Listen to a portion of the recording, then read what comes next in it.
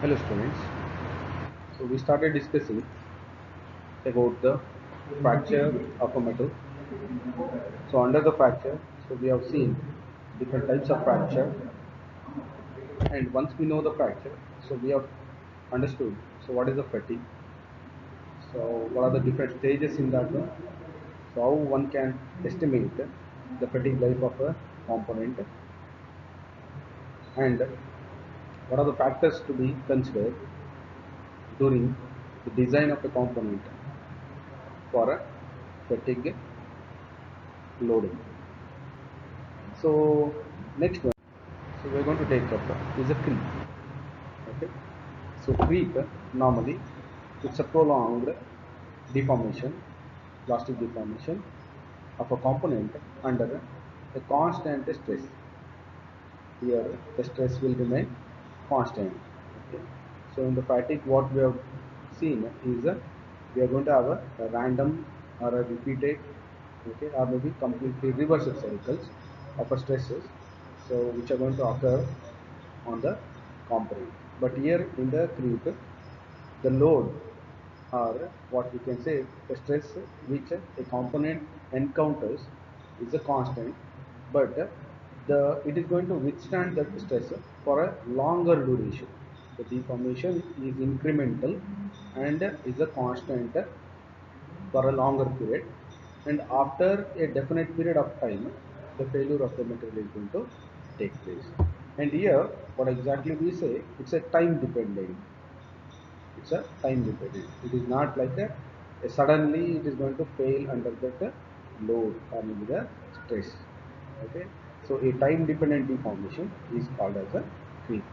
The one very best example for a creep deformation, okay, in general, it is not a mechanical thing, but the wall hangings, okay, the hangings which you are going to use it in the home, okay, by hanging with the hooks, okay, say for example a pot, okay, a pot which is hanged to a hook. Okay, so that's the best example for a creep where you're going to hang it. Okay, the weight of the pot will remain same.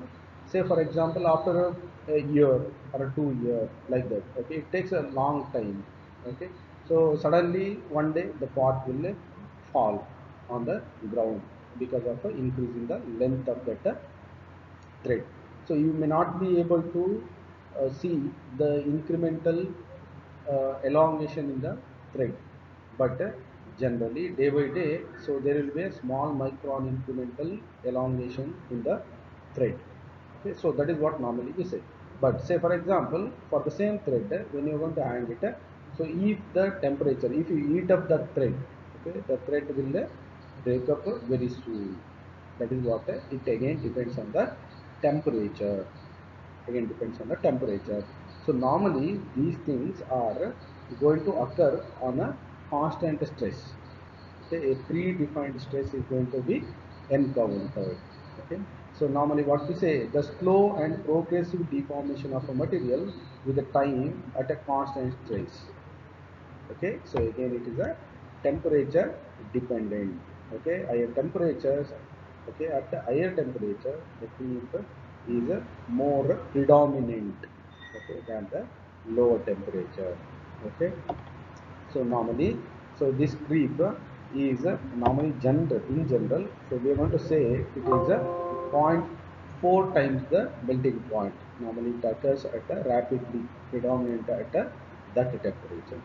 Okay, so now here, in order to predict what is the behavior of a component under this constant stress, okay, so we are going to get a creep curve.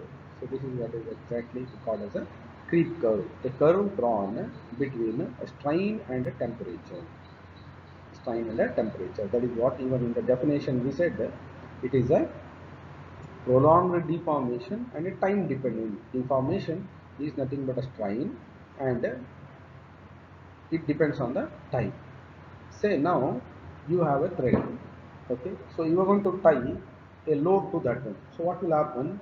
So at that moment when you want to tie that load, suddenly there will be increase in the length. That is what we call it as an instantaneous strain. Instantaneous strain. Strain means increase in length divided by original length. Means suddenly when you are going to tie, okay, some weight to that wire, the length of the wire will increase suddenly and it will remain constant. Okay, so at that moment whatever the increase in the length, we are going to call it as a instantaneous strain. Okay, so after that one what will happen, the strain rate diminishes or it will come to a constant level. Okay, you can see here the strain rate will come to a constant value over a period of time, or we can say d epsilon divided by dt. The creep rate will be very minimum, it goes on diminishing. So that is what actually happens in the primary creep.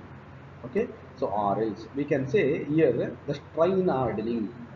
Okay, there will be a strain hardening. Strain hardening means what? So the material offers more resistance due to this dislocation moment. Okay, so in the secondary creep, that is in the second stage, you can see almost it is a constant here.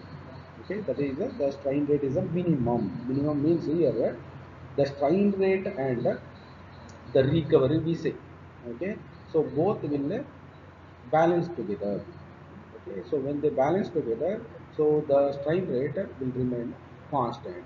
So how those things will occur, that is the strain hardening and the recovery, will see it in the next slide. Okay, so once when it comes to the end of the secondary creep, okay, so there will be a formation of a micro cracks within the material, and these cracks will coalesce in order to go in a predefined directions. Okay, that is what we normally we say it's a necking or a decrease in the area. Decrease in the area. So once there is a localized necking of the component, okay, so then the strain rate automatically increases, rapidly increases as the time passes. Okay, and suddenly it goes to the failure. Okay, means the strain rate suddenly increases and it leads to the failure. So what we can say here is that, okay, by applying a constant tensile load, okay, below the yield point normally, so the creep will occur in the elastic region itself. Okay, elastic region itself. So now to see, so what are the different stages in that? So we said is one is the primary, one is the secondary, one is the tertiary. So what I said here is a important thing to be noted here is a, so work hardening or a strain hardening, and one is a recovery. So the balancing between the work hardening and strain, that recovery will play an important role when we are going to discuss the creep curve. Okay, so now here, before going to the stages, okay, so what exactly it is happening? So we are using a term called strain hardening and recovery. We need to know like what is the strain hardening and what is the recovery. So now, so if you take first as a strain hardening, you can see here a part of a crystal. Here we have a part of a crystal. Here we are having with the number of edge dislocation. So already we have discussed these things in the model number 1. Okay, so this is what we say like a positive dislocation, and the reverse inverted is a negative dislocation. So when we are going to apply the load, so there will be a dislocation moment we said. Okay, so these dislocations starts crossing these atomic planes. Okay, so when these same that is positive positive or maybe the negative dislocation come and pile up at each moment means, so they will not be able to coalesce. Okay, so means they will pile up and they will act as a obstacle, and they will offer more resistance to the applied load. Okay, because of that one, so they will show more resistance to the applied load. So that is what we say strain hardening means, they are in a position to take up a maximum load. Okay, so we can have an one example for strain hardening where say like there is a one narrow road, okay, single way road in which the two vehicles will come in a opposite direction. Okay, so there is no space to give either to the way of the opposite vehicles. So now what will happen? The two cars will struck together. Okay, means so neither this may pass in this way or the opposite vehicle may pass in a opposite direction. So that is what normally we say there will be a resistance. That is what the strength of the material will increase. Okay, so in other words, there is a one more where we are going to have a recovery. Okay, so in the recovery, say for example, if there is a positive and there is a negative dislocation, so under the application of a load, what will happen? So this positive will move across and this negative will move across in this direction, and when they come together they will form a perfect plane of a atom. Okay, means they will combine and the dislocation will disappear. Okay, that is what is recovery. Means the strain handling and recovery, okay, will act in an alternate way, in an alternate way in order to minimize the deformation in the material. Okay, so if you see the same thing, okay, here in the stages, okay, so that is what first one we said, instantaneous strain.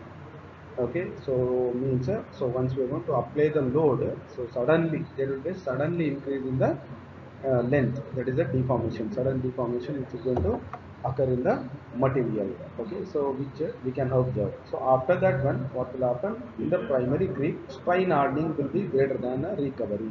Means the same kind of dislocation will come nearby and they will pile up.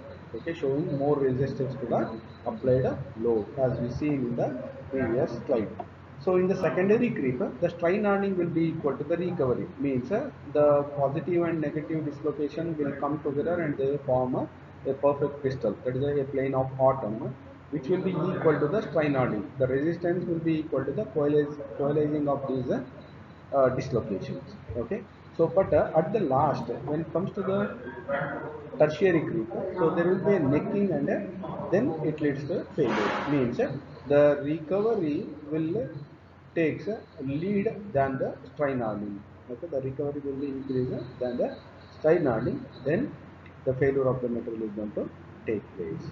Okay, so in other words, what normally we say, a primary creep is a transient creep or a cold creep which is predominant at a lower temperature, which is predominant at a lower temperature. Secondary creep or a viscous creep, we say it is a predominant at a hot, that is a high temperature.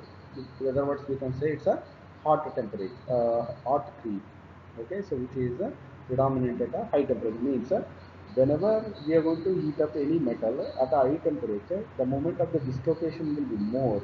Okay, when the dislocation of the moment is more, means so the adding up of these positive and negative dislocation will be more, and the plastic deformation can take place very easily without any much resistance by the moment of the dislocation. Okay, and in the third, that is the tertiary, so the necking will form and the material will fade, that is into a fracture. So you can see instantaneous creep.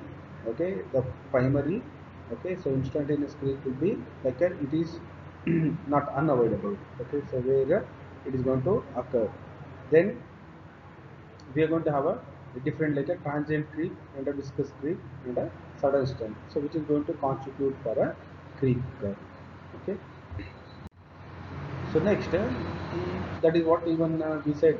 So the viscous creep is going to occur at a high temperature. Okay, so where T is less than 0.4 Tm, where T is less than 0.4 Tm, the creep strain will remain constant. But as the temperature increases, you can see T3 greater than T2 greater than T1, creep strain keeps on increasing, increasing. That means the high temperature promotes the dislocation motion.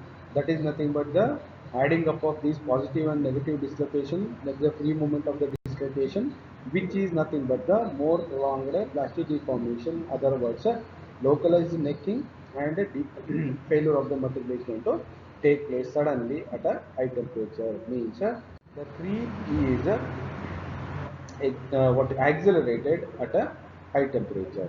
Now, so as we have seen, a fatigue mechanisms. Okay, even in the creep also we can see a different mechanisms which are going to explain the moment of the dislocation.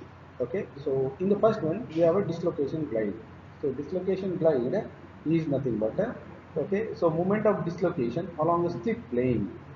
Okay, slip plane and barriers that are overcome by a thermal activation means so whenever we have a slip plane, okay, so these dislocation will go and pile up near the slip planes. Okay, so and whenever we are going to increase the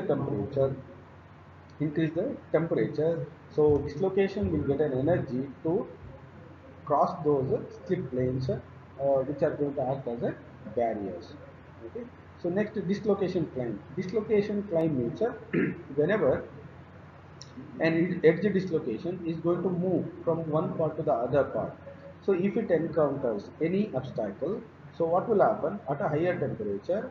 So whatever these atoms which are surrounding the edge dislocation will start diffusing from one part to the other part wherever they find a vacancy. Wherever they find a vacancy, or in other words you can say, okay, so on a parallel plane, okay, this is a process of a dislocation plane where it is going to occur by a vacancy. Okay, so if it is going to find any obstacle near the moment or in the path of the dislocation, then what the edge dislocation will find is that the atoms nearby will find an vacancy nearby and they start diffusing from their obstacle to their vacancies.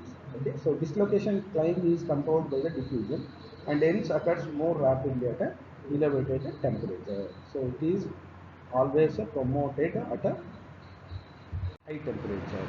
Okay. Next is a grind boundary sliding.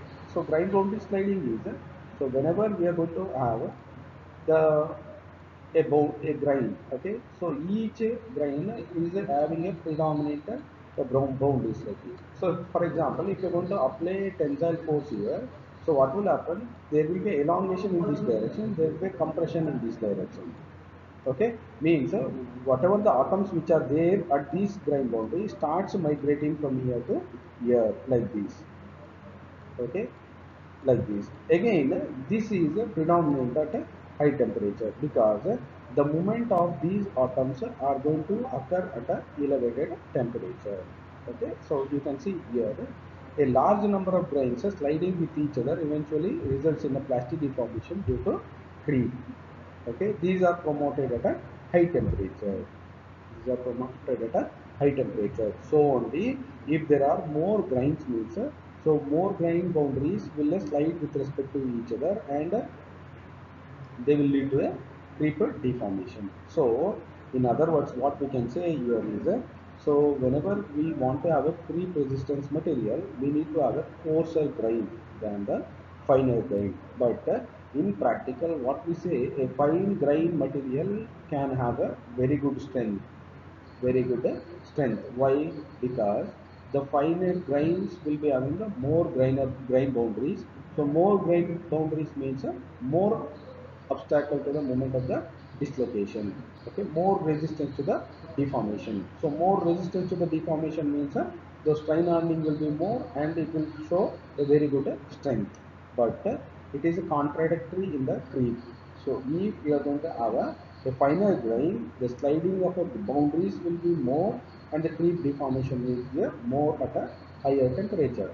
But if you see the same thing, okay, in the normal way, so for a creep resistance material, we need to have a coarser grain than the fine grain structures. Okay, so the last one is a diffusion creep. So diffusion creep, as already we said, if a grain or if a material is subjected to a tensile load, then what will happen? The atoms which are here, okay, at the grain boundary will start diffusing in a transverse direction. They will start diffusing in a transverse direction, okay, with a vacancy moment. Okay, so as the workpiece is stretched in the direction, so atoms from the either sides will talk to the either to the bottom or to the top. Okay, so this diffusion of atoms and vacancy in an opposite direction, okay, over a period of time contributes to more elongation.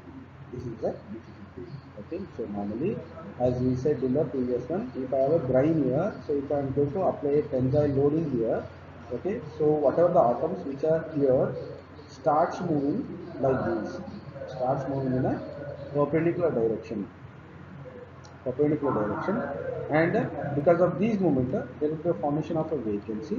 Okay, these vacancy diffusions will predominate at a higher temperature, and it gives to the creep deformation. Okay, so now how exactly we can increase the creep resistance? Okay, so a melting point. Okay, so melting point, normally if it is a higher the melting point, better will be the creep strength, because so creep is predominantly occurs at a higher temperature. So better to have a melting point which is higher than that one, because we have seen where zero point 0.4 Tm, that is 0.4 times the Tm, below which the material will have a very good creep resistance. Okay, above that one, so it is going to fail with the creep deformation. Then elastic modulus. Higher the value, better is the creep resistance, where the stiffness of the material will be high. So grain size, we have said that should be coarser, that is a higher grain size. So if it is a smaller grain size means, okay, sliding will be more, the creep deformation will be more. Then the cast structure, okay, even normally we say a creep resistant material should have a single crystal than a polycrystalline material. Okay, so crystal defect. The greater the population of the crystal defects like vacancy, lower will be the creep resistance. Why? Because the atomic movement will be high at a higher temperature, which leads to a failure. Okay, you can see, so nickel based superalloys and stainless steel, both austenitic and martensitic, the refractory materials, okay, based on cobalt, which are having a higher melting point, can have a very good creep resistance. Okay, you can see here. So conventional casting, columnar grains and a single crystal. The one which is of a single crystal will be having a very good creep resistance.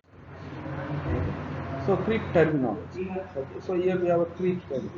Creep strength means so the highest stress that at which material can withstand without excessive deformation for a specified length of a time.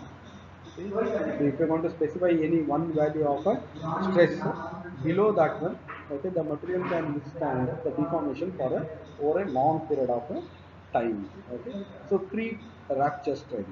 So it is the highest stress that a material can withstand without rupture for a specified length of time. It is something like ultimate strength.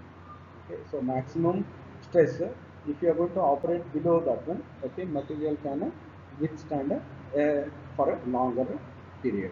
Okay, so that is normally we say to the creep rupture. Okay. So once we know all these things, it's a prolonged, it's a temperature dependent, different mechanisms where it can occur. So one terminology, okay, which helps in order to minimize these creep is stress relaxation. Okay, stress relaxation is nothing but a decrease in a stress value which is acting, okay, on a constrained material. Say for example, the best one is a bolt and nuts, okay, where those things are constrained in the deformation. Okay, so it is the reduction in the value of a stress in those components which are not allowed to elongate, which are not to which are not allowed to elongate. Say for example, so the bolt and nut system where we are going to apply in order to have the two parts in a constraint, so there the elongation of those things are restricted. These things are restricted means the life of the component will increase.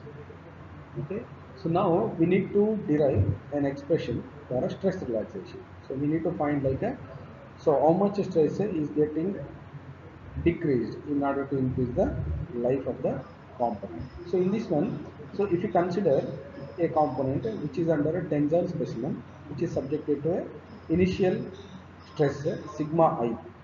Okay, so the material is going to encounter two types of strain. This material is going to encounter two types of strain. So one is in the elastic strain and one is in the plastic strain.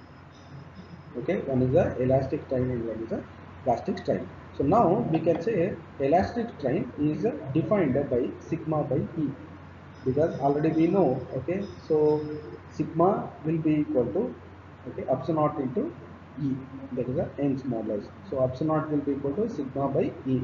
So that is nothing but a elastic strain. Okay. So with the help of a stress strain curve, we can easily find out that one.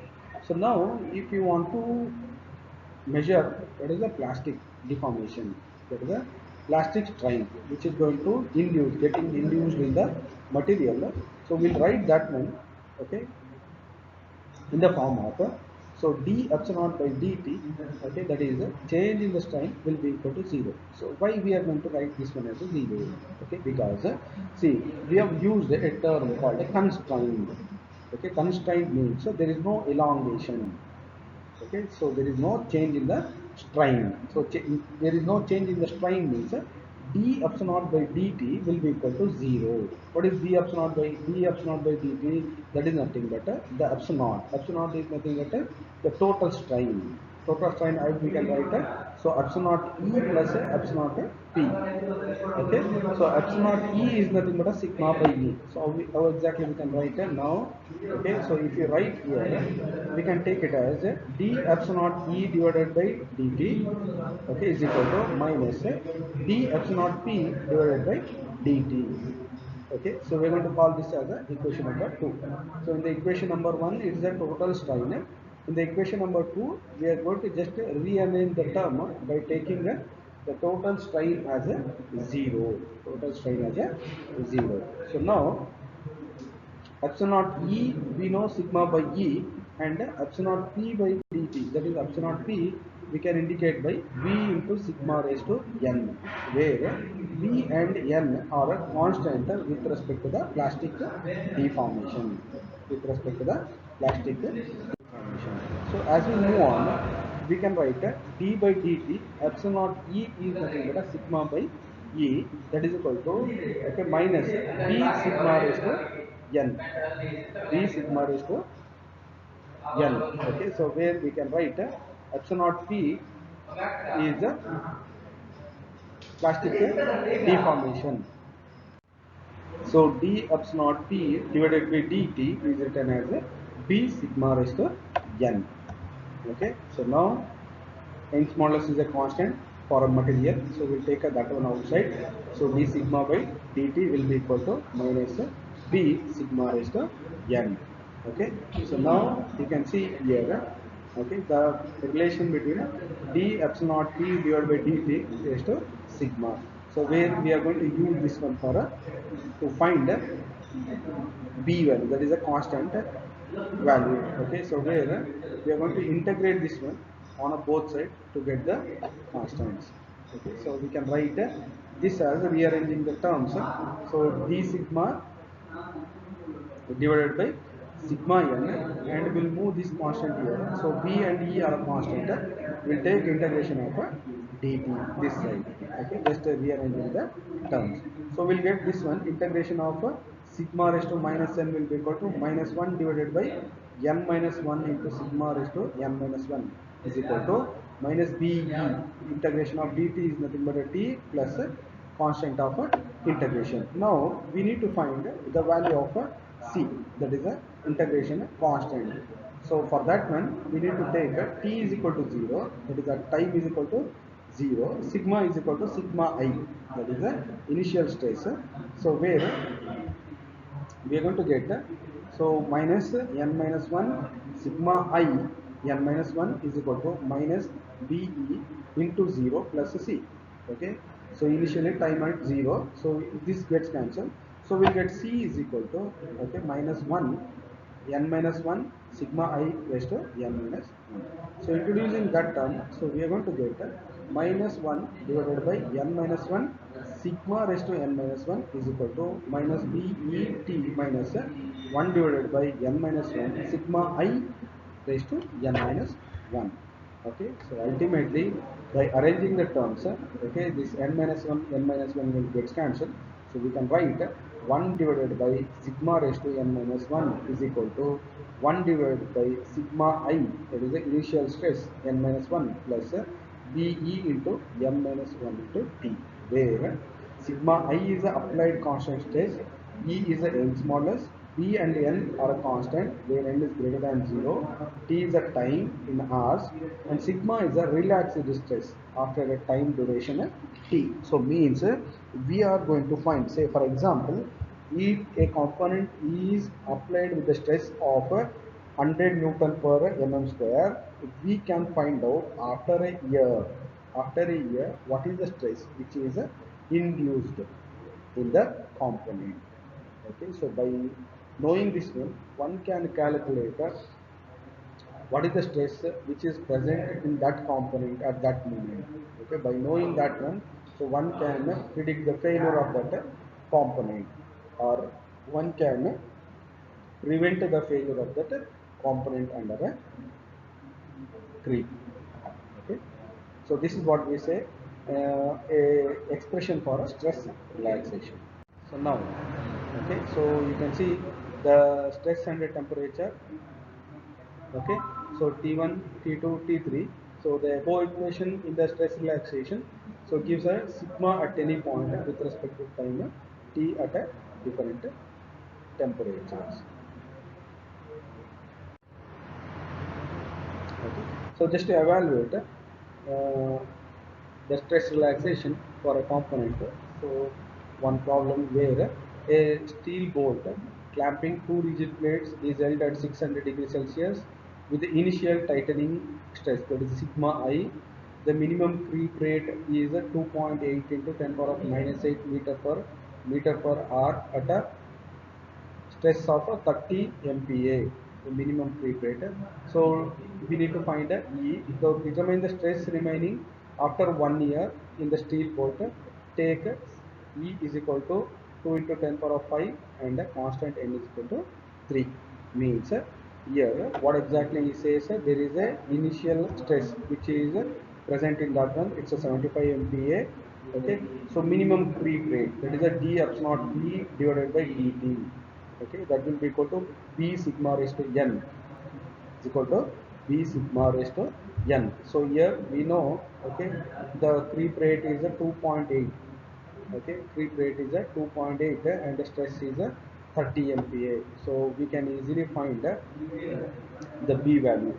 So Young's modulus E they have given, the constant n is equal to they have given, and t as we said it should be in hours. So 1 year, so 365 into 24, so we'll get it in hours. Okay, so we need to find what is b, that is a relaxed stress. Okay, that is a sigma. So now to find a b, d epsilon p divided by dt is equal to b raised to sigma n. Okay, by taking a log, we can write this terminology. So where they have given the creep rate 2.8 into 10 power of minus 8, that will be equal to log b. So n into log b.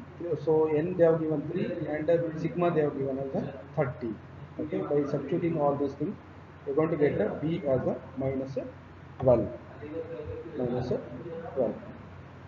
Okay, so by taking that logarithmic this side, so it will be 10 power of minus 12 you are going to get. So now for stress relaxation,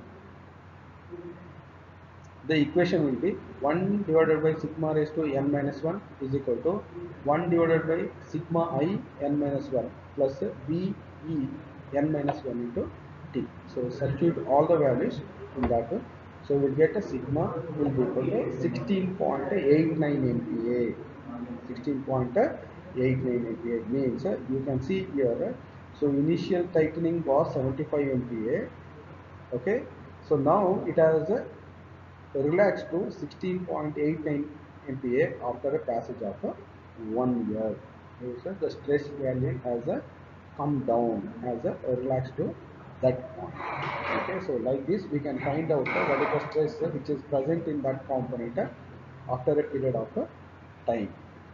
After a period of time. Okay, so this is how exactly we can see the importance of a creep. Okay, so creep curve, mechanisms of a creep, so how we can increase the creep resistance in a material, and an equation for a stress relaxation, and an example for a stress relaxation calculation. Okay, thank you.